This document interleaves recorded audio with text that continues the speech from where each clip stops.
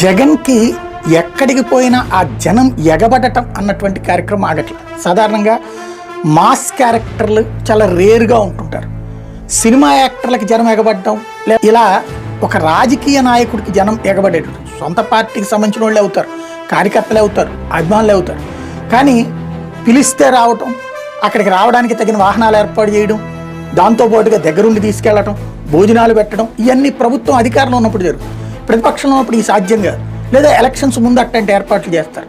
కానీ జగన్ ఇక్కడికి వస్తున్నాడు. సత్యసాయి జిల్లాలో ఏదైతే లింగమయ్య అనేటటువంటి వైఎస్ఆర్ కాంగ్రెస్ పార్టీ కార్యకర్తని కొట్టినటువంటి సందర్భంలో అతను తీవ్రంగా గాయపడి ఆ తర్వాత ప్రాణాలు కోల్పోయినటువంటి సందర్భంలో పరామర్శించడానికి వెళ్తే వెళ్ళింది పరామర్శకే. పరిటాల సునీత రైజ్ చేసింది కరెక్టే. పరామర్శించడానికి వచ్చాడా లేకపోతే కనుక ప్రచారం చేసుకోవడానికి? అతను వచ్చింది పరామర్శకి, అక్కడికి వచ్చింది కూడా అదే. కానీ అసహనంతో రగులుతున్న వైఎస్ఆర్ కాంగ్రెస్ పార్టీ కేడర్, ఇంతకుముందు ఎలక్షన్స్కు ముందు జగన్ని వదిలేసిన కేడర్, లేదా జగన్ వల్ల మనకేం ఒరిగింది, వాలంటీర్లను పెట్టి మమ్మల్ని దెబ్బతీశారనుకున్న కార్యకర్తలు, లేదంటే కనుక మమ్మల్ని పట్టించుకోలేదు, మాకు పదవులు ఇవ్వలేదని ఫీల్ అయినటువంటి నాయకులు, ఇప్పుడు జగన్ అవసరం ఏంటో తెలిసింది, జగన్ ప్రయోజనం ఏంటో తెలిసింది.